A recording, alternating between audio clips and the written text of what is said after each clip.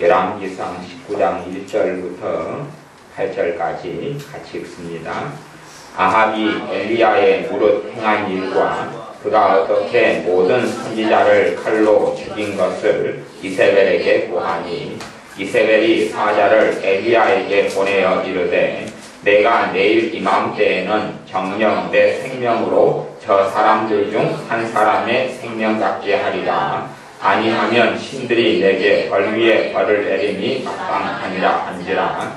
저가 이 형편을 보고 일어나 그 생명을 위하여 도망하여 유다에 속한 부엘세바에 이르러 자기의 서원을 그곳에 머물게 하고, 스스로 광야로 들어가 하루길쯤 행하고 한 로뎀나무 아래 앉아서 죽기를 구하여 가로되, 여호와여 넉넉하오니 지금 내 생명을 취하옵소서. 나는 내 열조보다 낫지 못하니이다 하고 로뎀나무 아래 누워 자더니 천사가 어루만지며 이르되, 일어나서 먹으라 하는지라. 본즉 머리맡에 숯불에 구운 떡과 한 병 물이 있더라. 이에 먹고 마시고 다시 누웠더니 여호와의 사자가 또다시 와서 어루만지며 이르되, 일어나서 먹으라. 내가 길을 이기지 못할까 하노라 하는지라. 이에 일어나 먹고 마시고 그 식물의 힘을 의지하여 40주 40야를 행하여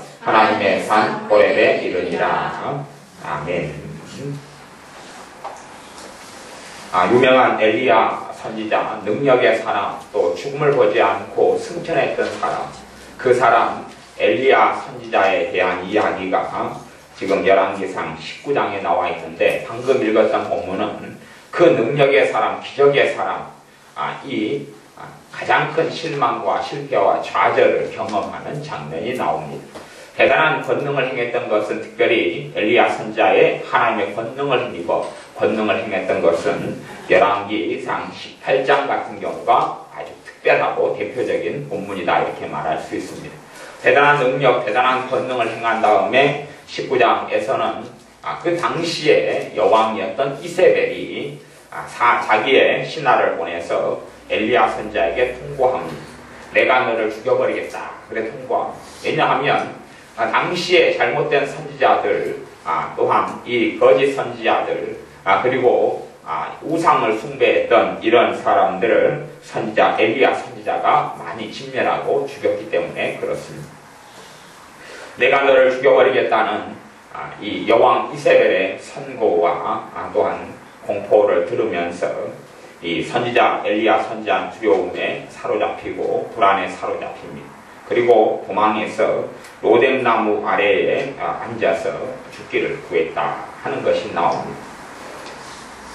열왕기상 19장 4절을 읽어보면, 스스로 광야로 들어가 하루길쯤 행하고 한 로뎀나무 아래 앉아서 죽기를 구하여 가로되, 여호와여 넉넉하오니 지금 내 생명을 취하옵소서. 나는 내 열조보다 낫지 못하니이다. 엘리야 선지자의 환경에서 변화된 건 없습니다. 엘리야 선지자는 끊임없이 단지 이세벨만이 아니라 여왕과도 싸웠습니다. 왕과도 싸웠습니다. 그리고 무수히 많은 제사장하고도 싸웠습니다. 우상하고 싸웠습니다. 마귀하고 싸웠습니다. 이 하나님을 전체로 떠났던 유다 이스라엘 백성과도 싸웠습니다. 하나님을 떠난 자들과는 끊임없이 충돌하고 싸우고 말씀을 전파했습니다. 왕과 싸웠습니다. 왕의 아내 왕비와 싸웠습니다. 어떤 면에서는 이 선지자 엘리야의 적군들이 많이 이제 사라졌습니다. 왜냐하면 하나님께 드리는 제사를 통하여 하늘에서 불이 내려오고, 그런 놀라운 제사를 통하여 많은 제사장들, 많은 이런 이방신을 이렇게 따르는 이런 제사장들을 칼로 쳐서 죽였기 때문에 그렇습니다. 어찌됐든 원수의 숫자가 굉장히 많이 줄었어요. 환경은 좀 좋아졌다, 이렇게 말할 수가 있어요. 그러나 엘리야 선지자는 도망하였습니다. 엘리야 선지자는 낙심하고 낙담하였습니다. 엘리야 선지자의 마음 가운데 절망과 한탄이 들어왔습니다. 짐이라는 것이 그렇습니다. 짐이라는 것이, 우리가 환경이 똑같아도 우리의 마음속에 무거운 짐을 짊어지면, 짐이라는 형태가 어떤 형태는 염려 근심, 어떤 형태는 두려움 불안, 어떤 형태는 낙담, 이걸 다 짐이라고 그렇게 이야기했습니다. 짐. 그 짐을 짊어져 버리게 되면 사람은 그 믿음도 힘을 발휘하지 못하고 그리고 힘을 잃고 쓰러지게 됩니다. 엘리야 선지자가 그런 경우를 겪었다는 이야기입니다. 환경은 똑같아요. 엘리야 선지자의 믿음도 똑같습니다. 그런데 짐을 짊어지면서 엘리야 선지자의 믿음이 서서히 꺼져가고 그리고 넘어져가고 쓰러져 갔습니다. 우리가 그렇게 되어질 수 있습니다. 우리의 인생과 삶에 무수히 많은 짐들을 짊어지게 되면 나는 힘을 쓰지 못하게 됩니다. 내가 짐을 짊어지게 되면 우리는 번뇌가 있고 고통에 있는 삶을 살게 됩니다. 지금 하나님께서는요, 숨겨둔 사람 7,000명이 있었지만 지금 전체의 역사는 하나님께서는 선지자 엘리야 선지자를 중심으로 행하시는 것.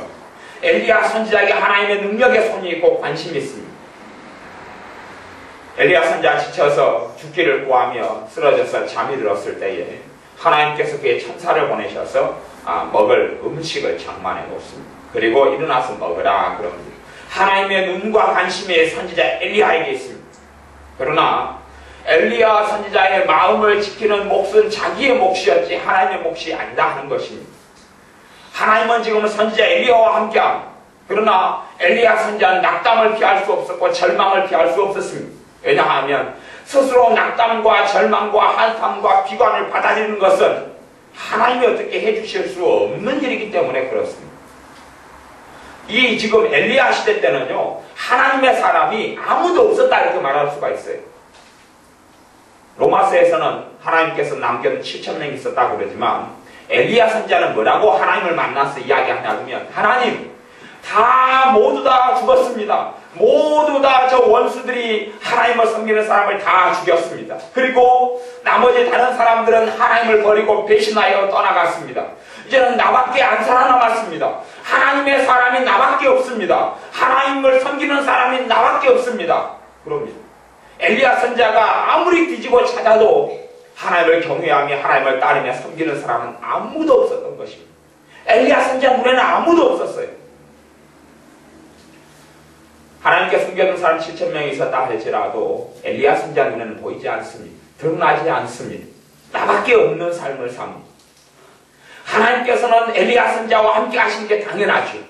하나님을 위하여 모든 걸 등진 사람, 하나님을 위하여 참으로 헌신적으로 살아가는 사람. 그런데 엘리야 선지자는 절망이 오고 낙담이 찾아와서 죽게 달라고. 하나님 나 이제는 됐습니다. 나 이제 족합니다. 죽었으면 좋겠습니다. 하고 비관하게 됩니다. 우리가 원하는 때때로 원했던 것. 자고 일어나면 나 죽었으면 좋겠네요. 하나님. 자고 일어났으면 나 이제 이 생명이 끝났으면 좋겠습니다.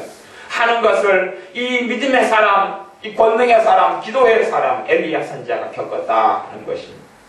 여기에서 하나님께서 막아주시지 않습니다. 우리는요, 내 마음을 지키지 못하는 책임을 하나님께 떠넘기는 수가 있습니다. 나는 마음대로 근심과 염려와 절망과 낙담의 무거운 짐들을 내가 짊어지면서 왜 내가 이렇게 힘들어야 합니까? 하나님 그럽니다. 그래도 엘리야 선지자는 그런 이야기는 안 했지요. 과거에 모세도 그랬습니다. 백성들의 무수히 많은 짐을 모세가 짊어졌습니다. 정말로 말 안 듣는 백성들, 정말로 반항하고 반기를 드는 백성들, 그 짐을 짊어지면서 모세가 하나님께 그렇게 했습니다. 하나님, 내가 이 사람을 낳았습니까? 이들을 내가 낳았습니까? 내가 이들의 부모입니까? 왜 내가 이 사람들 때문에 이렇게 고생해야 되고 힘들어야 됩니까? 하나님께 한탄합니다. 하나님께서 모세의 기도를 들으시고 짐질 사람들을 보내줍니다. 그 사람들이 장로들이었어요. 70명의 장로들을 세워주십니다. 70명의 장로들을 통하여서 이 백성들의 살아갈 짐을 짊어지게 해라. 나누어서 짊어져라. 너가 그렇게 힘들고 괴롭다면 짐을 나누라. 그렇게 해서 나눌 짐을 질 사람들을 세워주었습니다. 모세도 그러했습니다.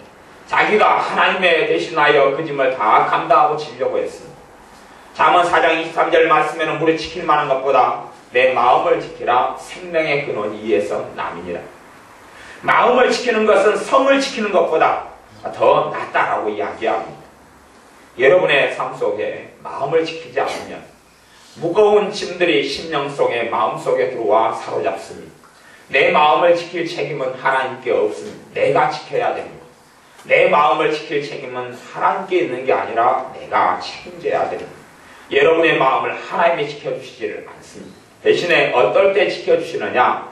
빌립보 4장의 낮의 말씀처럼 하나님께 염려를 맡겨드리면, 짐을 맡겨드리면 그때의 하나님의 평강이 내 마음을 그때부터 지켜주기 시작합니다.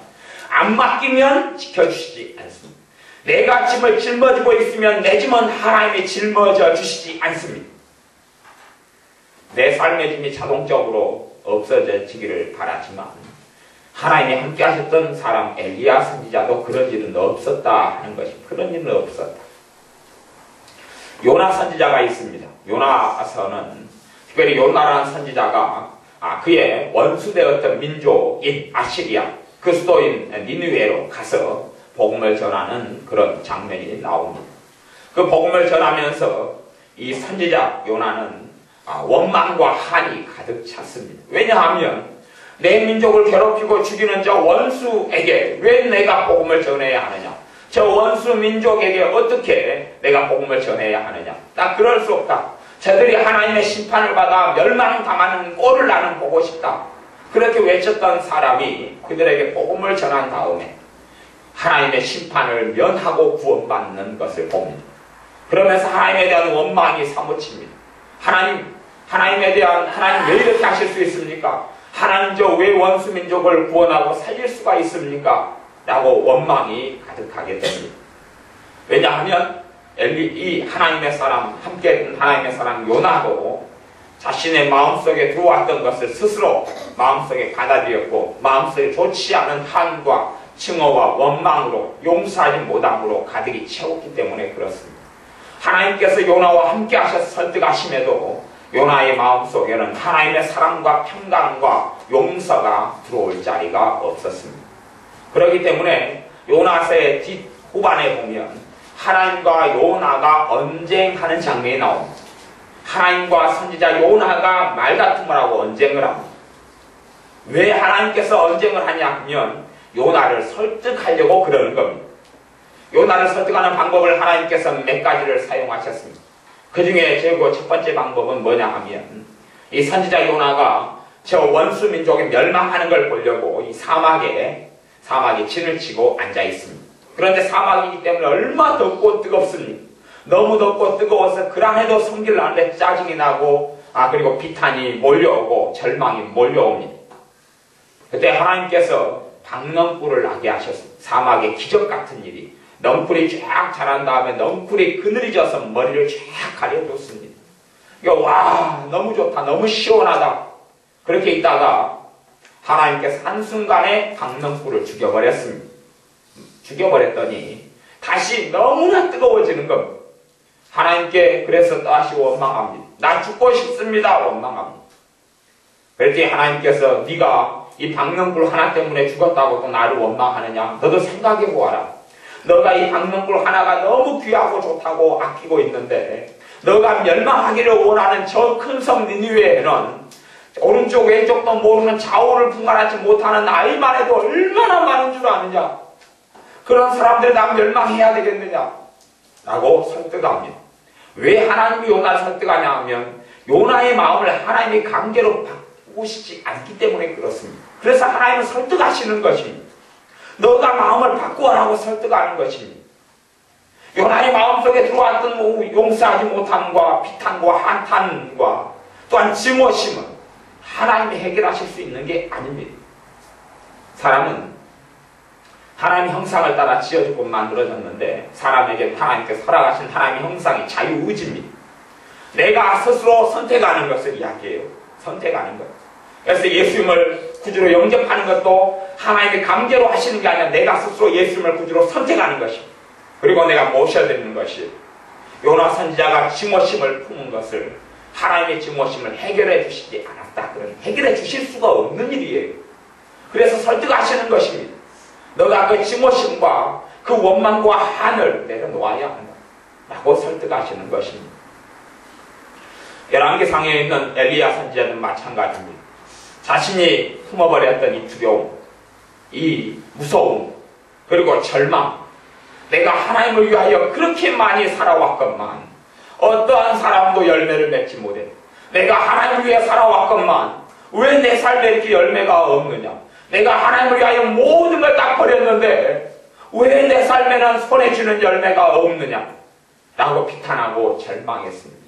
해도 해도 끝이 없구나. 열매라도 보이고 흔적이라도 보이면 내가 계속 하나님의 길을 걸어가련만 엘리야 선지자의 마음에 그랬던 것입니다. 하나님과 함께 호렙산에서 만나면서도 하나님과 대화하는 것이 나옵니다. 대화하는 것이 요 19장 그 뒤에 이어져 있는데 19장 14절을 제가 읽어보겠습니다. 열왕기상 19장 14절 저가 대답하되 내가 만군의 하나님 여호와를 위하여 열심히 특심하오니 하나님을 위하여 정말 열심히 특심할 정도로 열심을 냈는데 이는 이스라엘 자손이 주의 언약을 버리고 주의 단을 헐며 칼로 주의 선지자들을 죽였음이오며 오직 나만 남았거늘 저희가 내 생명을 찾아 취하려 하나이다. 자기밖에 안 남았다. 지금 하나님을 등진 이스라엘 백성을 하나님께 돌아오게 할 사명을 가지고 있지요. 선지자가 자기만 남았을 뿐만 아니라 자기가 하나님께 돌아오라고 하나님의 말씀을 전하고 살아왔던 것인데 돌아오는 사람이 눈에 보기에 없었다는 것입니다. 아무도 안 돌아왔어요.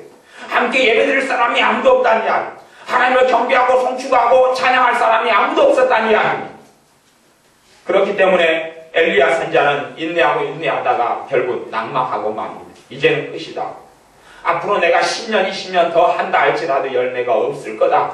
끝이다. 라고 생각했던 것입니다. 하지만 여기에서 하나님과 만남으로 엘리야 선지자는 다시 제2의 도약을 하게 됩니다. 그리고 엘리야 선지자가 열매가 없이 끝난 게 아니라 열매를 풍성하게 거두면서 끝이 납니다. 그래서 엘리야 선지자의 사역을 1기, 2기 두 가지로 나눈다면 이 호렙산에서 하나님과 만난 것을 기점으로 그 앞에가 1기고 그 뒤에가 2기다 이렇게 볼 수가 있어요. 1기의 사역에는 겉으로 보이는 아무런 결과가 없었습니다. 1기의 사역을 마칠 때도 좋게 마치지는 못했습니다. 절망과 한탄의 무거운 짐들을 짊어지고 가다가 결국은 낙심하고 절망해서 우울함에 가득 차고 낙담에 가득 차서 하나님 죽여주세요. 하나님 죽고 싶습니다. 이제는 충분합니다. 이렇게 힘들고 고달프고 아무런 열매도 없는 삶을 살아서 이제는 내가 죽었으면 좋겠습니다. 라고 했을 때에 그가 하나님을 만나도록 하나님의 산 호렙에 갈 힘을 주십니다. 엘리야 선지자를 바로 10년간 마음을 다 바꿔버리는 게 아니에요. 그냥 바꿔지지는 결코 않습니다. 그냥 변화되지는 않습니다. 그냥 그 무거웠던 짐들을 그냥 내려놔지지가 않는 것이 내려놓을 수가 없습니다. 우리의 마음의 짐들은 내려놓는 것은 나밖에는 할 수 없다는 걸 아셔야 합니다. 나만 가능합니다. 예수님도 가능하지 않습니다. 하나님도 가능하지 않습니다. 나만. 그래서 예수님께서도 너희 짐을 내게 맡겨라 라고 말씀하시는 것입니다. 짐을 내게 맡겨라. 성경에서도 너희 짐을 내려놓으라 라고 말씀하시는 것입니다. 우리는 그렇게 생각합니다. 하나님, 내가 너무 힘들어요. 내 짐을 다 짊어져 주세요. 내 짐을 다 짊어져 주세요.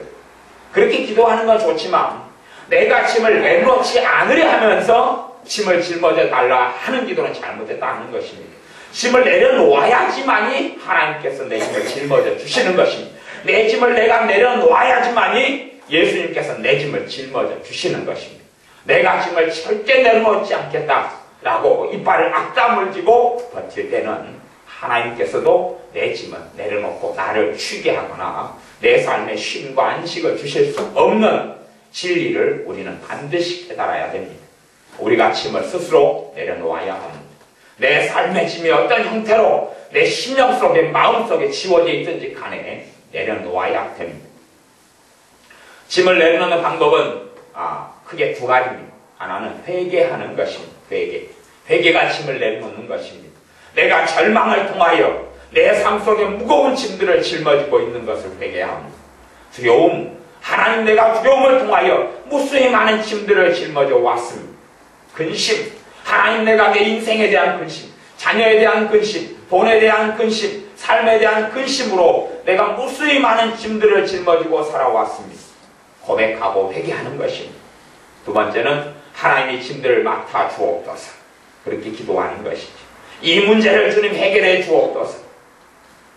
하나님께 문제를 해결해 달라고 기도하는 기도 가운데도 내가 짐을 안 넘겨준 가운데 하는 게 있고 짐을 넘겨드린 가운데 하는 게 있다. 이렇게 두 가지가 나눠지는 것이.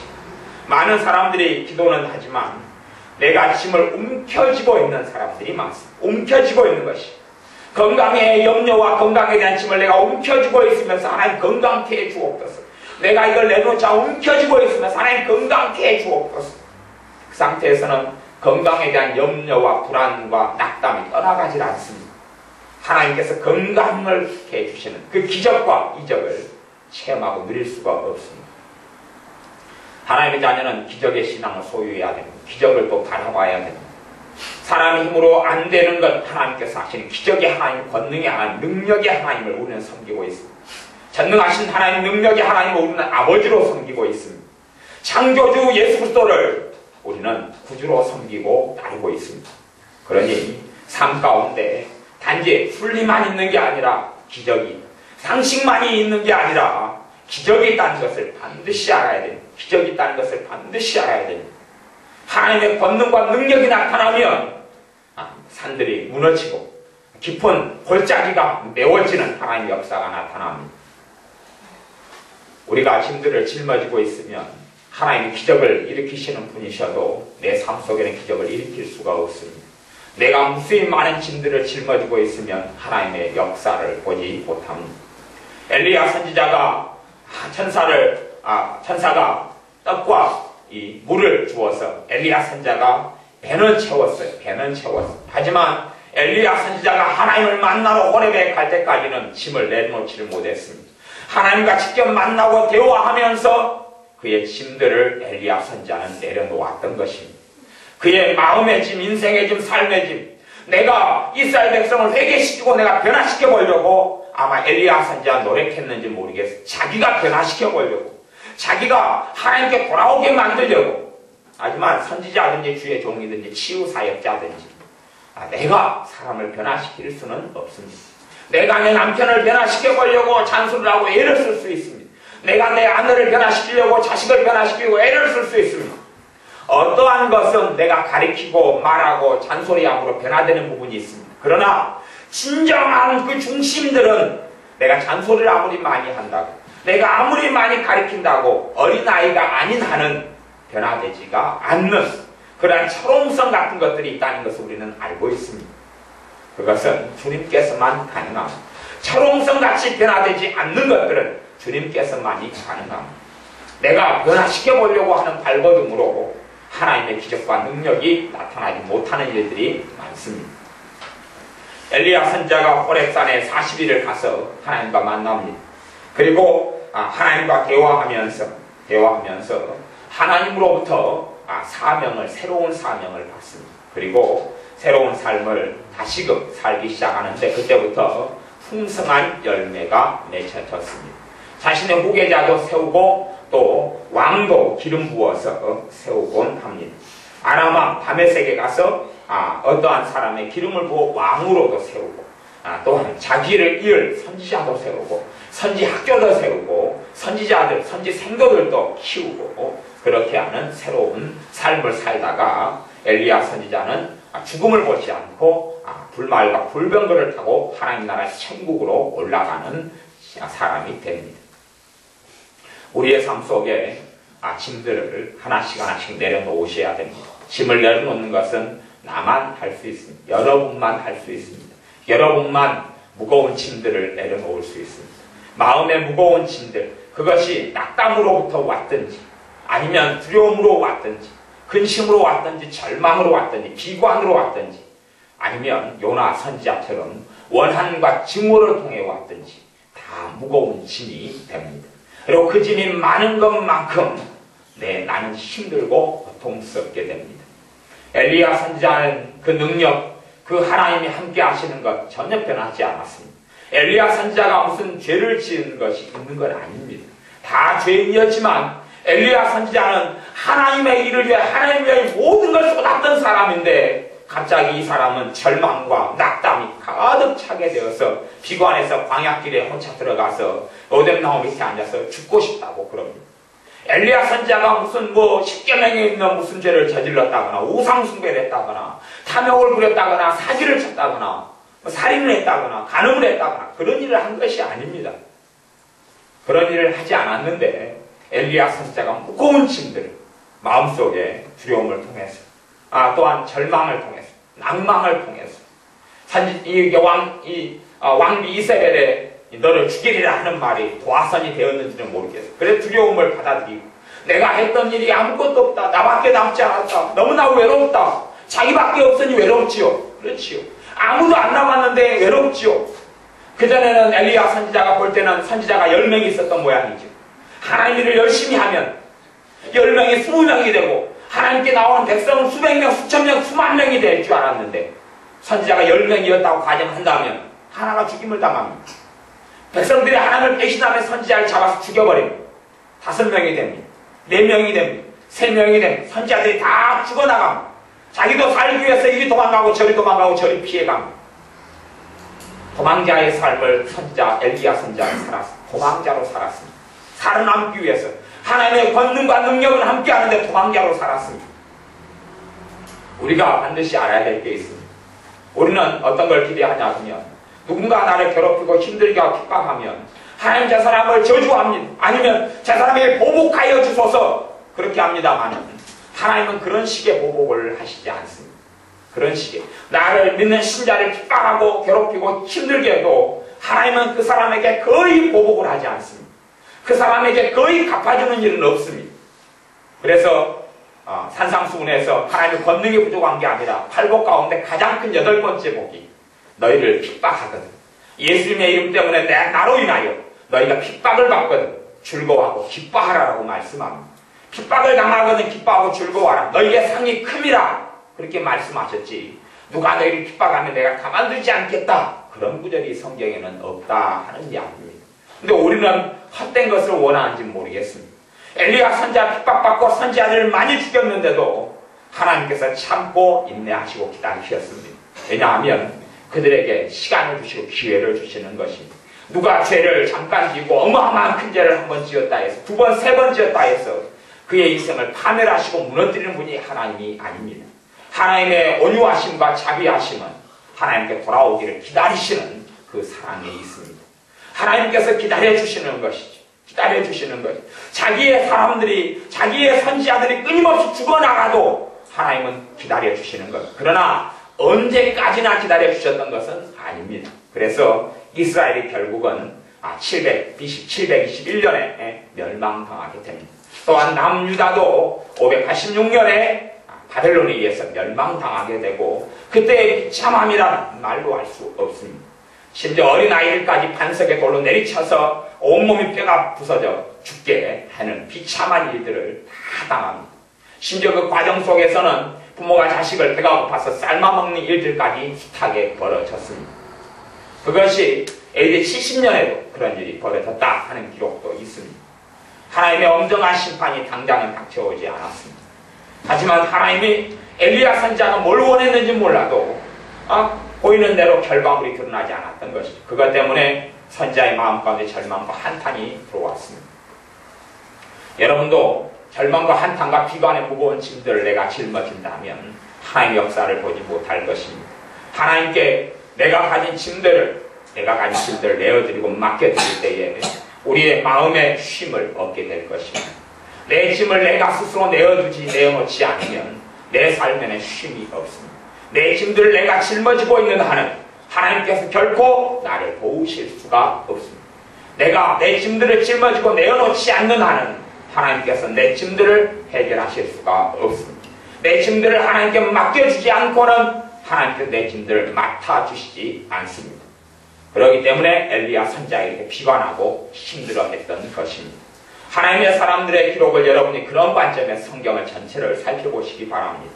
아무리 대단한 하나님의 사람이었어도 그 사람이 낭만과 절망과 비관과 한탄이 들어왔을 때는 그가 아무런 능력도 발휘하지 못했고 어떠한 하나님의 은혜도 제대로 누리지 못했다는 사실을 성경을 통해 발견하게 될 것입니다.